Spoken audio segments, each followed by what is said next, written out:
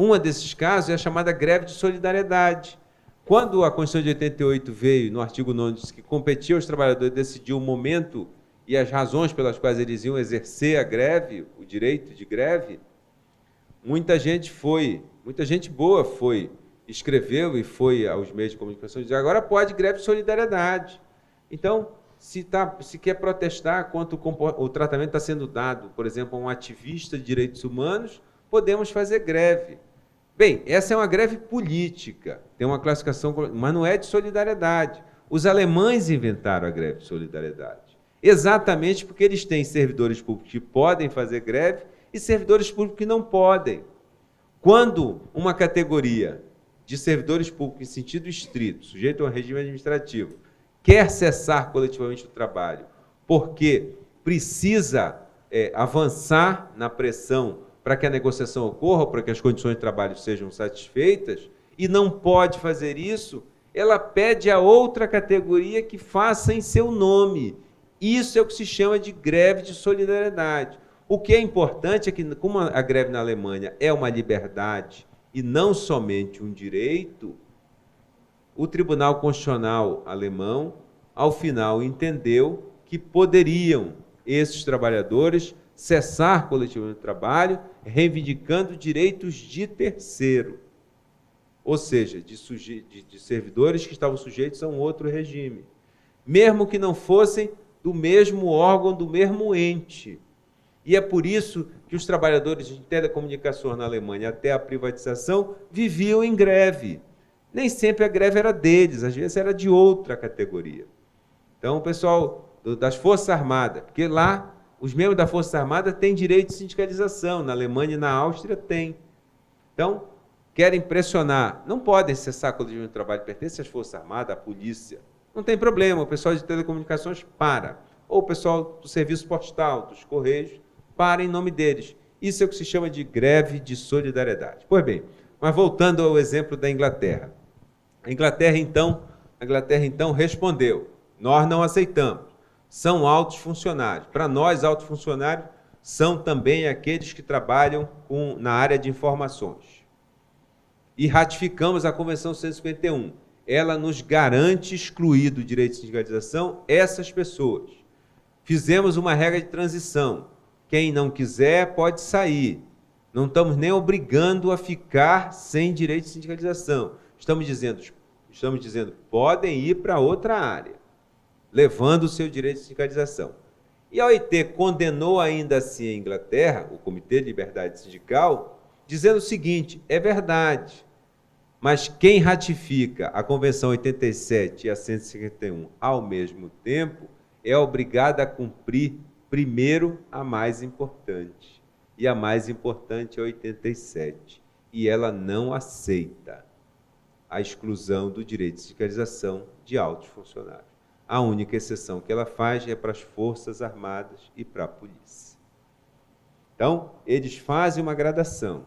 Não tratemos, então, como se fossem convenções com a mesma hierarquia, porque a própria Organização Internacional do Trabalho não aceita que não exista hierarquia.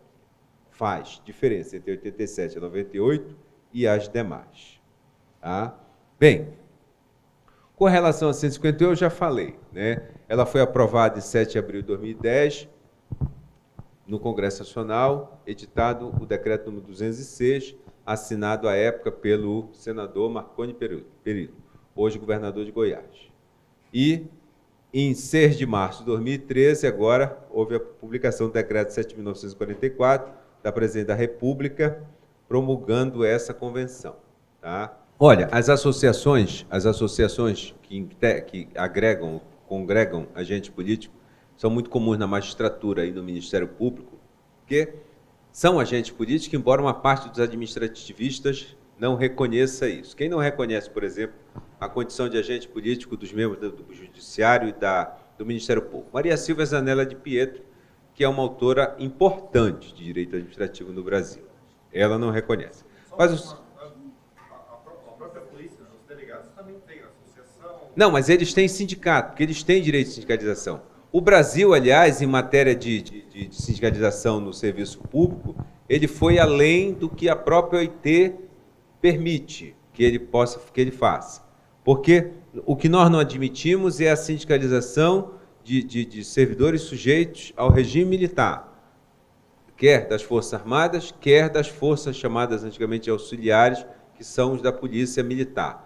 Mas os policiais civis têm direito de sindicalização, embora eles façam muito pelas associações. Aliás, é muito comum nessas categorias, no serviço público, não só nessa carreira, mas no serviço público em geral, que nós ainda tenhamos até hoje concorrência entre associações e sindicato. Por que isso?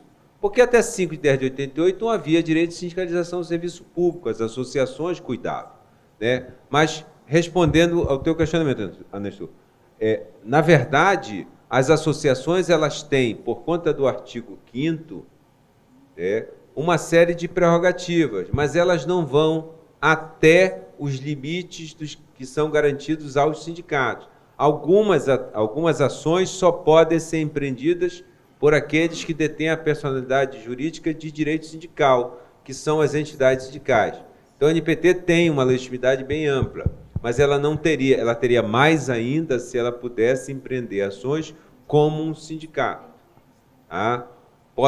Podem as associações entrar com mandado de segurança coletivo, podem fazer a defesa coletiva em uma série de circunstâncias, porque o Código de Defesa do Consumidor, na parte processual coletiva, do direito processual coletivo, não é o Código, é a Lei 8.078, que na parte processual coletiva, que está além do direito consumerista, admite, né, pode empreender uma série de ações, a Lei da Ação Civil Pública, e tem uma série de circunstâncias. As associações constituídas há mais de um ano, ou até com menos, se o juiz entender que pode, né, que se justifica, tem um direito de ação coletiva bem amplo, mas não chegará às prerrogativas, não chegará ao limite de ação das entidades sindicais. E mais, não terá as prerrogativas, porque a liberdade sindical é um aspecto extremamente importante, né? Nos países que fazem distinção no serviço público, como na Alemanha, por exemplo, isso faz uma diferença muito grande. Então, eu tenho associações, eu tenho sindicatos de servidores sujeitos ao regime, servidores em sentido estrito, mas eles não têm direito de negociação coletiva. Os sindicatos que congregam servidores sujeitos ao regime contratual têm. Os que estão sujeitos ao regime estrito, os seus sindicatos têm que formular suas demandas a uns conselhos que são formados paritariamente por representantes do governo, representantes dos servidores, e que decidem sobre a conveniência de adotar ou não adotar uma determinada reivindicação. Quer dizer, o direito é menor. Então, no fundo, não funciona exatamente da mesma forma, embora eu possa simular ou emular uma boa parte disso.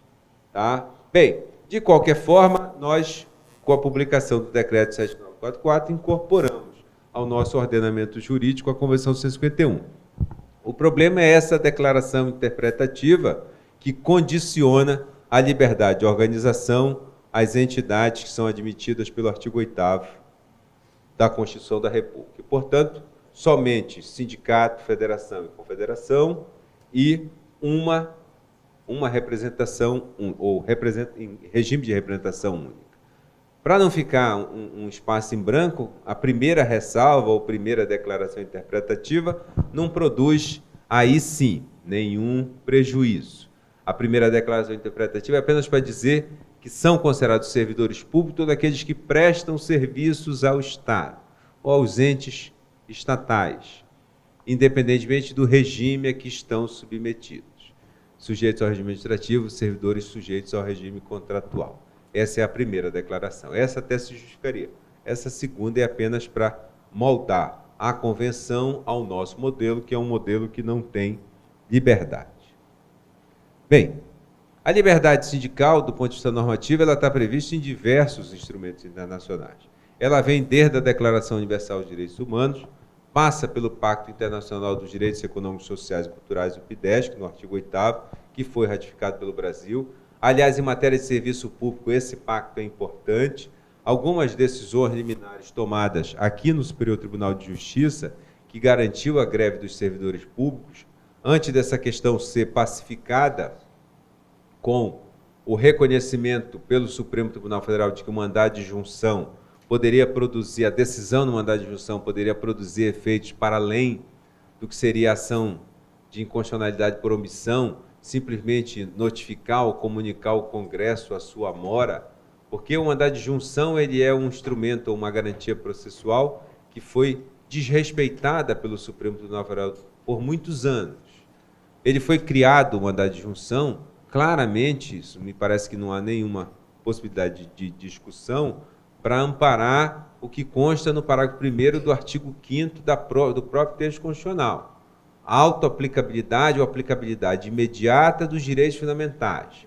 Até porque dizer que aquilo que é fundamental para ser exercitado precisa de norma infraconstitucional é dizer que aquele direito não é tão fundamental assim. Se ele é importante, é para ser manejado imediatamente. Ou nós estamos dizendo que nós estamos incluindo o que não é fundamental, nós estamos dizendo que nós dizemos que é fundamental, mas não, dizemos às pessoas ao mesmo tempo que nem sempre elas poderão exercer. Essas fórmulas que alguns teóricos do direito, principalmente os constitucionalistas, adotavam de norma norma de efeito limitado, de, sei lá, dependente de regulamentação, isso em matéria de direito fundamental era uma aberração, né, uma excrescência, no sentido de que nós admitimos a justfundamentalidade de uma norma, mas dizíamos, você só vai exercer no dia que o parlamento tiver interesse de regulamentar. E nem sempre o parlamento tem interesse de regulamentar. A greve no serviço público não foi regulamentada até hoje. Nós já alteramos o artigo 37, inciso 7º, a redação do artigo 37, inciso 7º, e ainda assim essa lei não veio. Quando se admitiu pela primeira vez a greve no serviço público, disse, dependente de lei complementar. Bem, uma lei com quórum difícil de ser atendido, nem sempre eu tenho uma quantidade de parlamentares dentro da Câmara dos Deputados, principalmente, que autorize a aprovação por maioria absoluta, né? Então, alterou-se o artigo 37, o inciso 7º, por uma daquelas emendas do governo Fernando Henrique, 19 ou 20, né, não lembro exatamente qual, dizendo, por lei específica. Então, o que eu quero dizer é que não precisa mais ser uma lei complementar, só não pode ser a lei 7789 de 83, que é a lei de greve no setor privado. Tem que ser uma lei própria para greve no serviço público. Da mesma forma, tem projetos, sempre houve projetos. Um parlamentar, um deputado do PT de Minas Gerais, que eu esqueço o nome, não sei se foi o Paulo Delgado, mas um deles, chegou a propor um projeto de lei complementar dizendo até que se promulgue a lei complementar, de que trata o artigo 37, inciso 7º, vale a lei de greve no setor privado. E aí perguntaram, mas por que então não propõe? Porque não vão aprovar nunca. Isso é só uma forma de mostrar como o parlamento não tem interesse de decidir certas questões que são fundamentais. Me parece que o mandado de junção era uma forma de nós termos os nossos direitos fundamentais garantidos na totalidade, porque se eles são básicos, eles têm que ser garantidos na totalidade, enquanto não houvesse aquela necessária ou aquela conveniente regulamentação legal. Porque é muito fácil enunciar um direito, depois é difícil detalhá-lo, mas o que não quer dizer que eu vou ficar sem exercitá-lo enquanto esse detalhamento não for feito. Ocorre que todos nós sabemos que o Supremo Tribunal Federal passou muitos anos dando ao mandado de junção um tratamento completamente equivocado. O que se queria com o mandado de junção era que o judiciário regulamentasse aquela disposição para o exercício imediato no caso concreto. E, por coincidência, acabou sendo a primeira decisão do Supremo Tribunal Federal em matéria de mandado de junção que alterou o pensamento da Corte, foi numa ação, num mandado de junção que envolvia greve no serviço público.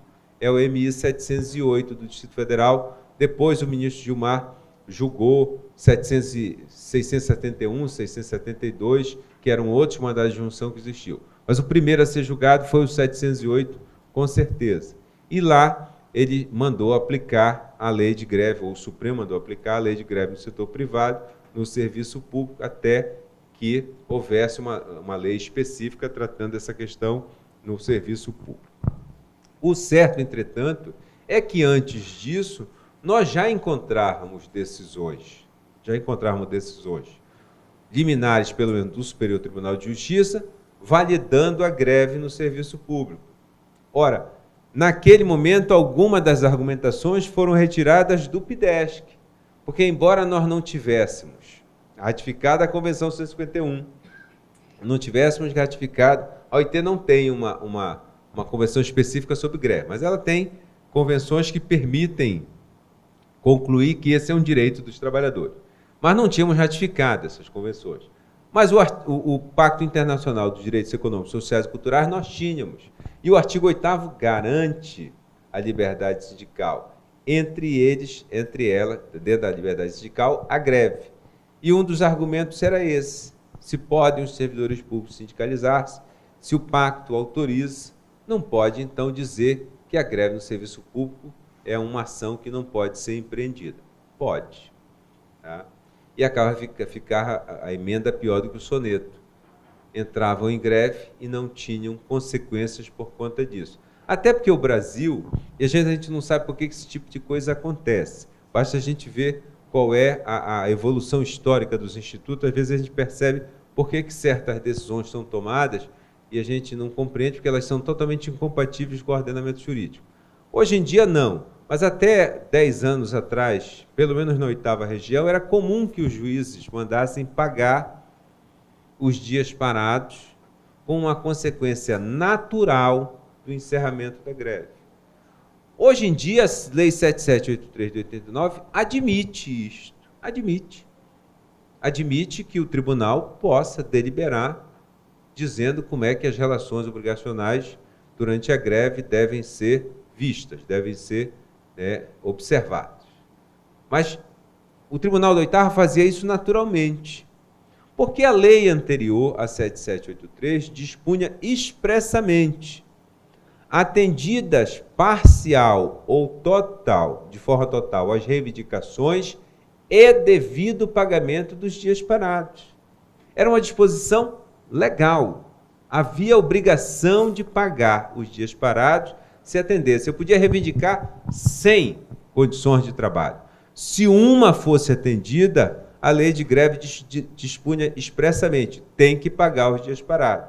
Hoje em dia, não. Hoje em dia existem diversas formas para reger as relações obrigacionais. E eu me lembro que uma vez uma juíza perguntou, mas a lei não garante isso. De onde nós tiramos isso? E aí ninguém no tribunal sabia mais de onde tinham tirado. Não sabiam porque isso era de uma lei anterior a 89. E nós já estávamos neste século. E a prática continuava simplesmente porque ninguém tinha se questionado se já era preciso fazer a mudança. Eu lembro uma greve comum lá na 8ª região, em Belém, era dos servidores de transporte intermunicipal. Quando é que eles entravam em greve? No mês de julho. O mês de julho é o verão amazônico. É o mês em que chove menos. Ontem eu dizia que em Belém sempre tem a mínima de 26 e a máxima de 32. Lá não faz 40 graus, não precisa. Com a umidade a 90%, 30 graus já é insuportável. 40, acho que talvez não tivesse mais habitantes naquela planície amazônica. Mas o certo é que de 28 a 32, sempre é essa temperatura. Mas tem dias que chove mais, tem dias que chove menos. O normal é que chova todo dia, mas chove um pouco mais, chove um pouco menos. Em julho chove menos e é então o verão do paraense. E todo mundo aproveita o mês de julho, no fim de semana, para ir os chamados balneários. Essa palavra ainda se usa. Em Santa Catarina tem, porque tem balneário Camboriú. Não sei se é uma palavra que ainda se usa comumente em todo o Brasil. O certo é que os servidores de transporte intermunicipal deflagravam as suas greves no mês de julho. Se é para criar uma confusão, vamos criar no momento apropriado. E elas sempre eram julgadas no mês de agosto, porque não é tão comum. Hoje em dia os tribunais são bem rápidos, porque o TST inaugurou isso, eu acho que com razão, e os tribunais, de certa forma, seguiram. As greves são julgadas imediatamente, mas antigamente elas iam deixando. Eu mesmo no Ministério Público, em serviço público, com atividade essencial, com afetação ao interesse público, eu mesmo jamais entrei preventivamente pedindo que o tribunal expedisse uma ordem para garantir os serviços essenciais. Eu sempre achei que um mínimo de 24, 48 horas de fôlego para os trabalhadores era importante, porque eu não conheço uma categoria até hoje que tenha conseguido manter a greve ao mesmo tempo prestando os serviços na diária da comunidade. É uma distorção que nós fizemos em relação a esse fenômeno, esse instituto jurídico, hoje em dia é um instituto jurídico, e nós não conseguimos trabalhar com isso. Quando sai a ordem judicial, a greve acaba porque ninguém consegue cumprir. Então, julgava em agosto. E a conclusão era assim, nós vamos atender, nós não vamos conceder o reajuste clínico, vamos conceder só o reajuste com base na variação, o reajuste do salário, portanto, não vai conceder aumento. E o pagamento? O pagamento vamos pagar. Mesmo agora, sob a égide da Lei 7783, o Tribunal da Oitava dizia assim, vamos determinar a compensação das horas? Não, precisava em julho, agora em agosto não precisa mais. Então, eles não trabalham e recebem. É por esse motivo que nós temos distorções, né? Greves de longa duração, sem nenhum tipo de planejamento, greves de longa duração, sem nenhum tipo de preparação. No Brasil, eu só vi uma única entidade ter planejamento na cessação coletiva de trabalho. Eram os metalúrgicos de São Paulo. Eu me lembro que aquelas marchas que eles faziam pelas rodovias, indo de uma montadora a outra para pedir um dia de salário, para pedir contribuição, para custear o fundo de greve, foi a única coisa que eu vi. Por quê? Porque os trabalhadores se acostumaram a receber. E isso fez com que os empregadores se acostumassem também a não ter trabalhadores durante um determinado período e conseguir manter a atividade produtiva. Porque todo mundo se acostuma com tudo. Eu me acostumo com a moleza de um lado, o sujeito se acostuma com a moleza do outro lado. Aqui todo mundo dá um jeito. Para que fundo de greve? O tribunal vai mandar pagar os salários, vamos só apertar os cintos por uns dias aqui. Depois volta. Uma lógica completamente distorcida.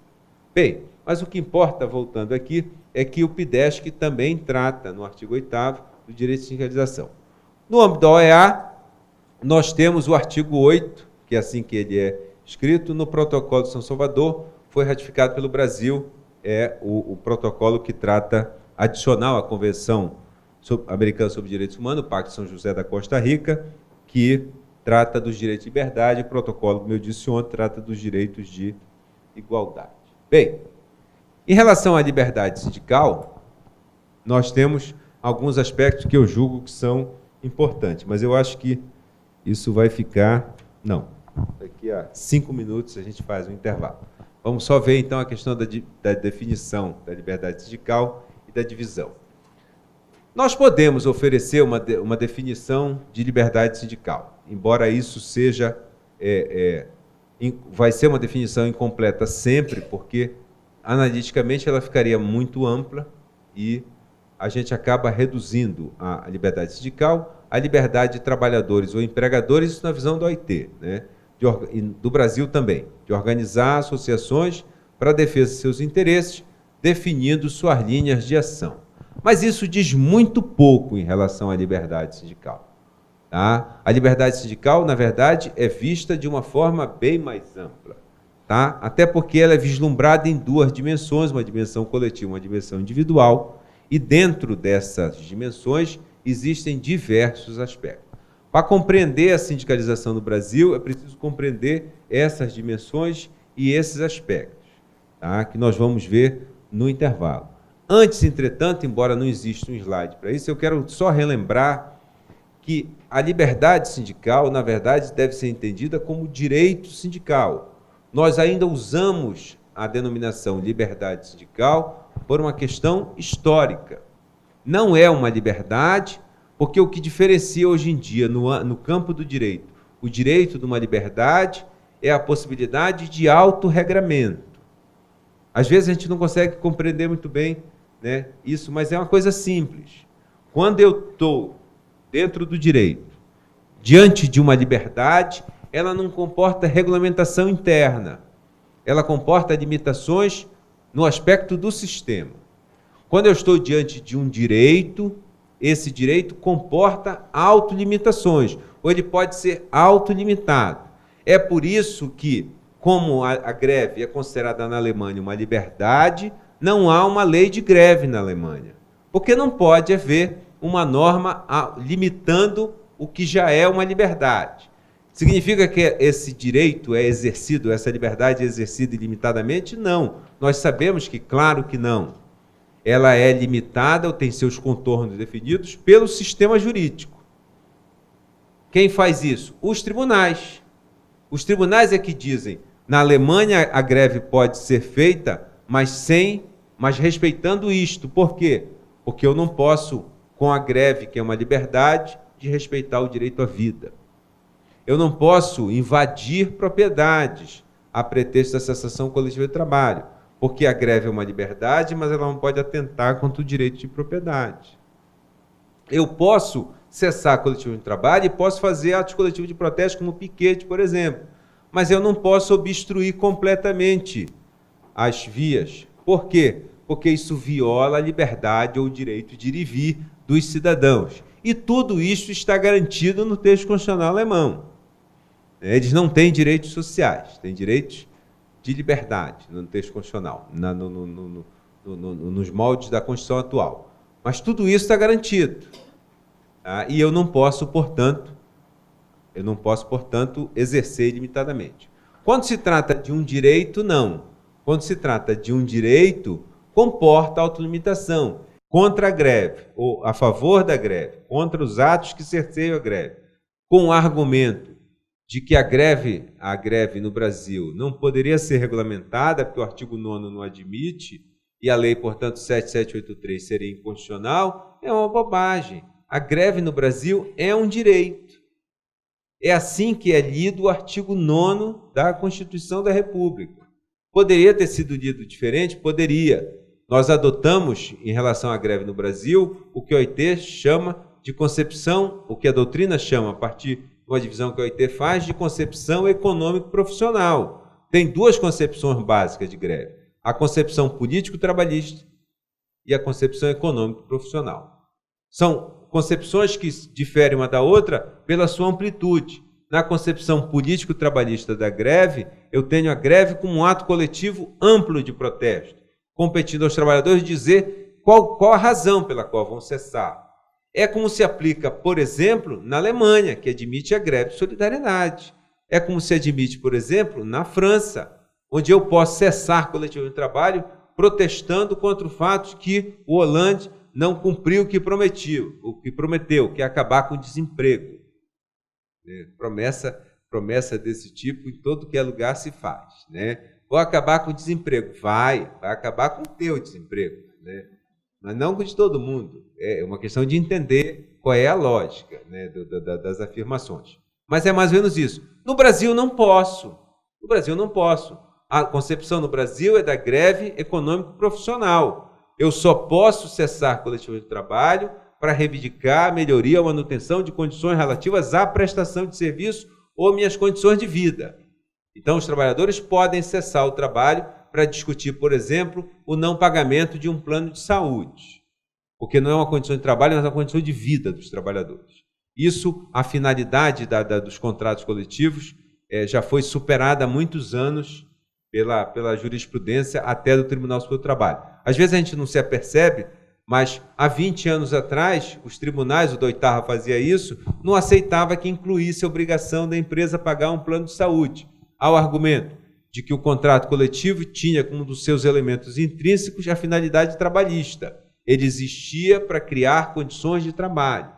Hoje em dia se entende que ele existe para criar condições de vida e de trabalho que sejam relativas aos trabalhadores. Eu posso ter um plano de previdência, né, ou uma norma que trate de um plano de previdência, eu posso ter uma norma que trate de um plano de saúde, sem nenhum problema. Até um tempo atrás se entendia que esse tipo de disposição não podia estar dentro dos contratos coletivos por aquela redação, por uma leitura literal do artigo 611 caput da Consolidação das Leis do Trabalho. Convenção coletiva, o acordo firmado entre entidades sindicais vai criar condições de trabalho. Não, condições de vida de trabalho, ou condições de trabalho em sentido amplo. Aliás, em matéria de greve, a gente também não se percebe, mas o pessoal da segunda região sentia isso na pele há uns 15 anos atrás. Quando eu fiz doutorado em 98, isso era uma discussão que lá na PUC se travava, somente com o pessoal que era ligado ao Tribunal do Trabalho. Eu fui colega do Francisco Antônio de Oliveira, que já era juiz do tribunal há muitos anos, ainda não tinha sido presidente, mas fazia mestrado enquanto eu fazia doutorado. E o tribunal, por exemplo, não aceitava que os trabalhadores cessassem o trabalho porque não estavam recebendo salário. Não, vocês podem reivindicar a criação de condições de trabalho, direito criativo, como dizia o Amaury Mascaro Nascimento, mas não podem cessar coletivo de trabalho se vocês estiverem morrendo de fome. Se vocês estiverem morrendo de fome, vocês entram com uma reclamação trabalhista.